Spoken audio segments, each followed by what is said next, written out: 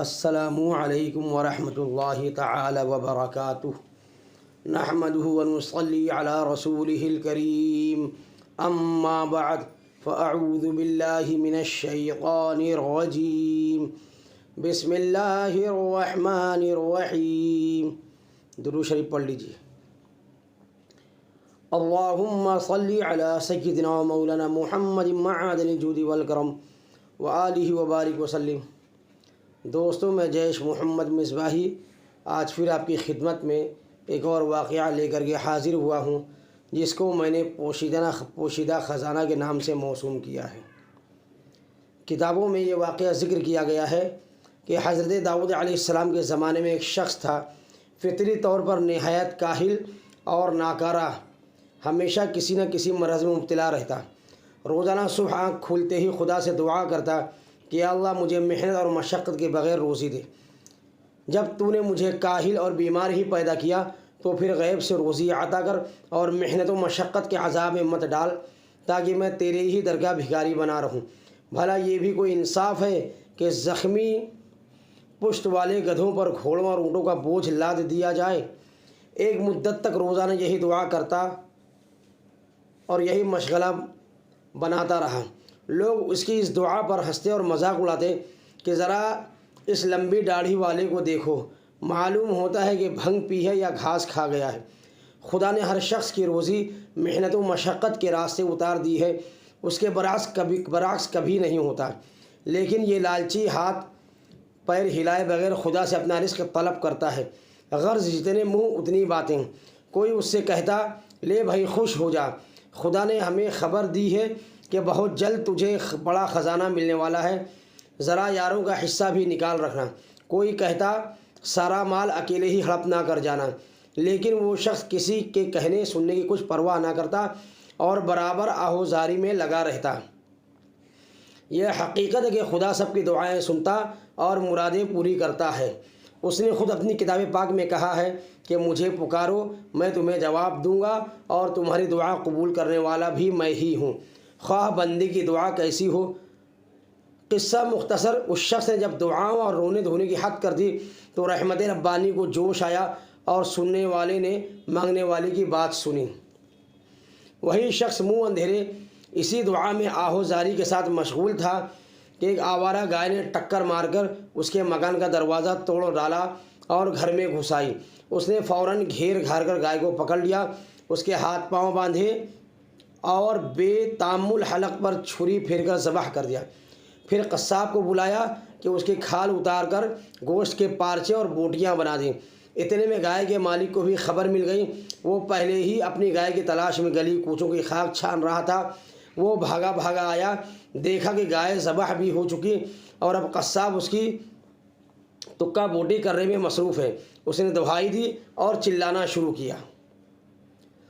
سامعین اکرام، آگے کا واقعہ میں آپ کی خدمت میں پیش کروں اس سے پہلے میری گزارش یہ ہے کہ آپ میری ویڈیو کو شروع سے آخر تک سنیں اور ویڈیو پسند آئے تو شیئر اور لائک کرنا نہ بھولیں اور کمنٹ باکس میں اپنی رائے بھی پیش کرنا نہ بھولیں، اور اگر آپ میری ویڈیو پر پہلی بار ہیں تو سبسکرائب ضرور کریں۔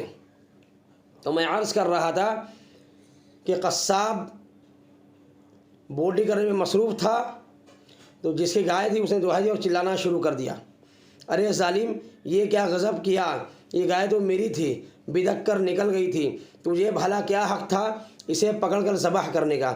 دعا مانگنے والے نے جواب دیا سنو بھائی، زیادہ چیخنے چلانے کی ضرورت نہیں، میں برسوں سے اس دعا میں مصروف ہوں کہ یا الہی تو مجھے محنت و مشقت کے بغیر روزی عطا فرما۔ آج خدا کر کے خدا نے میری دعا کو شرف قبولیت بخشا اور یہ گائے میرے گھر بھیج دی۔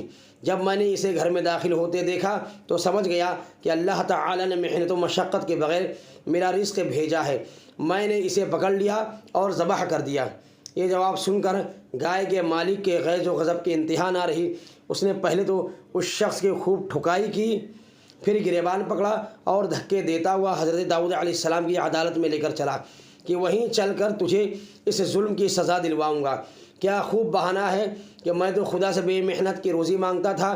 ابے احمق، اگر محض دعا مانگ کر دوسروں کا مال ہضم کرنے کی اجازت ہو جاتی تو پھر کوئی کچھ نہ کرتا، صرف دعا کے بلبوتے پر لوگ ساری دولت کے مالک اور حقدار بن جاتے ہیں۔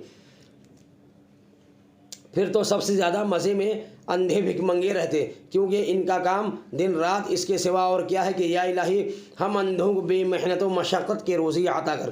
لوگوں نے گائے کے مالک کی بات سنی تو اسی کو حق پر قرار دیا اور دعا مانگنے والے کو ظالم کہنے لگے۔ ایک مرد دانا نے اس سے کہا، ارے وہ عقل کے دشمن، محض دعا کے بھروسے پر کوئی شخص کیسے مالدار ہو سکتا ہے؟ ایسا فعل شریعت نے کبھی جائز قرار نہیں دیا۔ کسی شے کی ملکیت حاصل کرنے کے مختلف طریقے ہیں، ایک تو یہ کہ وہ شے خریدی جائے، دوسرا یہ کہ بھیک مانگ کر حاصل کرے، تیسرا یہ کہ کوئی اپنی خوشی سے دے، چوتھا یہ کہ کوئی مرتے وقت تیرے حق میں وصیت کر جائے۔ اب یا تو اس بیچاری گائے واپس کر دے یا سزا بھگتنے کے لیے تیار ہو جا۔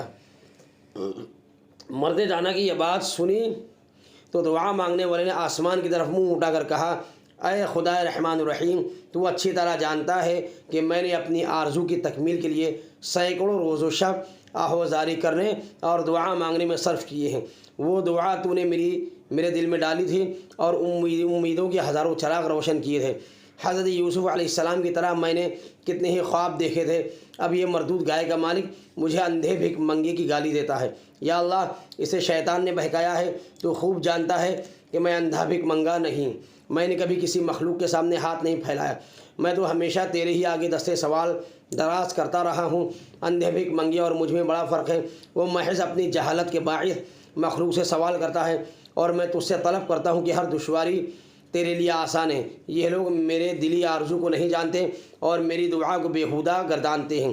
یہ بھی سچے ہیں کہ عالم الغیب اور دلوں کے راز جاننے والا تیرے سوا اور ہے ہی کون۔ وہ شخص منہ اوپر اٹھا کر اپنی دانش میں خدا سے یہ کلمے کہہ رہا تھا کہ گائے کے مالک نے جھلا کر ایک دو ہتھڑ اس کی پشت پر رسید کیا اور کہا، ابے ادھر آسمان کی طرف تھوبڑا اٹھا کر کیا بکواس کر رہا ہے؟ ادھر میری طرف دیکھ اور حقیقت کا سامنا کر۔ کیا تو سمجھتا ہے کہ اللہ اور اس کے بندوں کو اس طرح فریب میں مبتلا کر کے صاف نکل جائے گا؟ ایسا ہرگز نہیں ہوگا۔ جب تیرا دل ہی مر چکا تو کس منہ سے آسمان کی طرف دیکھتا ہے اور زبان کھولتا ہے؟ دعا مانگنے والے نے اپنی پیشانی زمین پر رکھ دی اور رو کر بولا، اے خدا ذوالجلال، اپنے اس بندے کو رسوا نہ کر، میں بے شک برا ہوں، گنہگار ہوں اور خطا کار ہوں، لیکن تو عیبوں کو ڈھانپنے والا ہے، میری برائی کو فاش نہ کر۔ تو واقف ہے کہ میں سردی کی لمبی اور تاریک راتوں میں کس عجز و انکساری سے تجھے پکارتا رہا ہوں۔ اگر اس آہوزاری اور عبادت کی قدر تیری مخلوق کو نہیں تو مجھے کیا پرواہ، مگر تو جانتا ہے۔ یا اللہ، یہ لوگ مجھ سے گائے واپس مانگتے ہیں، بھلا میں کہاں سے لا کر دوں؟ وہ تو ذبح ہو چکی، اس میں میرا کیا قصور ہے؟ گائے بھیجنے والا تو اے رب جلیل تو خود ہے۔ قصہ المختصر، حضرت داؤد علیہ السلام کی عدالت میں مقدمہ پیش ہوا۔ سب سے پہلے گائے کے مالک نے اپنا دعویٰ پیش کیا اور کہا، اے پیغمبر خدا، میری گائے بدک کر شہر کے گلی کوچوں میں آوارہ پھر رہی تھی، اتفاق سے اس شخص کے گھر میں جا گھسی۔ یہ خدا جانے کب سے تاک لگائے بیٹھا تھا، اس نے میری گائے کو پکڑ کر ذبح کر لیا۔ اب میں آپ کے سامنے فریاد کرتا ہوں، اس سے دریافت فرمائیں کہ اس نے یہ حرکت ہی کیوں کی۔ داؤد علیہ السلام نے دعا مانگنے والے سے مخاطب ہو کر فرمایا، ہاں اے شخص، اب تیری باری ہے، سچ سچ بتا، تو نے اس کی گائے پکڑ کر ذبح کیوں کی؟ اس نے عرض کیا، اے داؤد، اس شہر کے سبھی لوگ، کیا مرد کیا عورت، مجھے جانتے پہچانتے ہیں۔ آج تک میں نے کسی کا مال مارا، نہ چوری کی، نہ کسی کو ناجائز پریشان کیا۔ میرا طریقہ گزشتہ 7 سال سے یہ ہے کہ شب و روز حق تعالیٰ کی بارگاہ میں رو رو کر دعا کرتا ہوں کہ مجھے محنت و مشقت کے بغیر حلال کی روزی عطا فرما۔ شہر کے تمام مرد و زن یہ دعا سنتے اور میرا مذاق اڑاتے تھے۔ آپ چاہیں تو کسی بھی جوان، بوڑھے یا بچے سے میری اس بات کی تصدیق فرما سکتے ہیں کہ یہ بوسیدہ لباس والا فقیر جھوٹ کہتا ہے یا سچ۔ آخر مسلسل دعاؤں کے بعد اللہ تعالیٰ نے میری سنی اور یہ گائے خود بخود میرے مکان کا دروازہ توڑ کر اندر گھس آئی۔ میری آنکھوں میں اسے دیکھتے ہی نور آ گیا، اس لیے نہیں کہ رزق حلال بے محنت کے ملا، بلکہ اس لیے کہ حق تعالیٰ نے میری دعا قبول فرمائی۔ میں نے گائے کو پکڑ کر اس نیت کے ساتھ ذبح کیا کہ شکرانے کے طور پر اس کا گوشت غریبوں اور فقیروں میں تقسیم کروں۔ ابھی اس مقصد کے لیے قصاب سے گوشت کے پارچے بنوا ہی رہا تھا کہ یہ شخص نہ جانے کہاں سے شور مچاتا ہوا آ گیا اور کہنے لگا کہ گائے میری ہے۔ میں نے اسے بہت سمجھایا مگر یہ کچھ سنتا ہی نہیں، اور تو اور سب لوگ اسی کی ہاں میں ہاں ملانے لگے۔ حضرت داؤد علیہ السلام نے اس کی یہ تقریر سن کر فرمایا ان لمبی باتوں کو ترک کر اور کوئی ایسی معقول دلیل دے جس سے یہ ثابت ہو کہ کسی گائے پکڑ کر بغیر اجازت بغیر ملکیت ذبح کر لینا کس حد تک جائز ہے۔ کیا تجھے وہ گائے مالک نے بخش دی تھی یا تو نے مول خریدی تھی؟ بہرحال تیرے بیان سے اتنا ثابت ہو گیا کہ وہ گائے تجھے مالک نے دی نہ تو نے خریدی، لہٰذا اب اس کی قیمت اس کے مالک کو ادا کر دے۔ اگر تیرے پاس قیمت نہیں تو پھر کسی سے قرض لے، بس یہی ایک صورت ہے۔ دعا مانگنے والے نے آنکھوں میں آنسو بھر کر کہا اے داؤد آپ بھی وہی کہنے لگے جو دوسرے کہتے ہیں۔ اس کے بعد ایک آہ دردناک اس کے دل سے نکلی اور اس نے آسمان کی طرف نگاہ اٹھا کر کہا اے میرے دل کی تپش جاننے والے، تو داؤد کو روشنی دکھا اور اسے صحیح راستے پر ڈال۔ یہ کہہ کر وہ دہاڑے مار مار کر رونے لگا۔ اس کا رونا ایسا نہ تھا جو سنگ کو موم نہ کر دیتا۔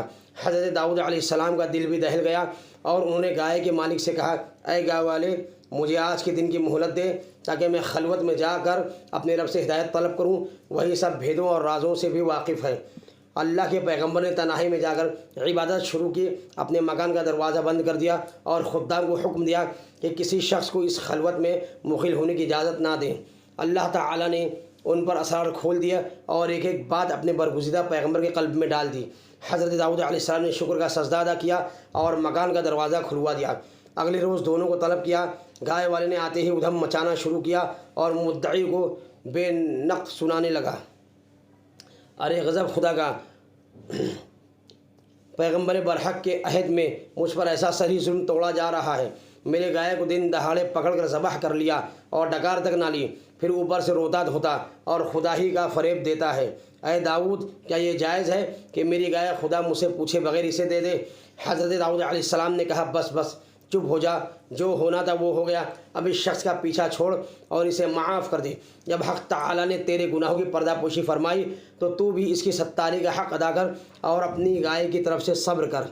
حضرت داؤد علیہ السلام کا یہ ارشاد سنتے ہی گائے والے نے غل گباڑا مچا دیا کہ ہائے لوگو، یہ کیسا انصاف ہے جو مجھ غریب کے ساتھ کیا جا رہا ہے؟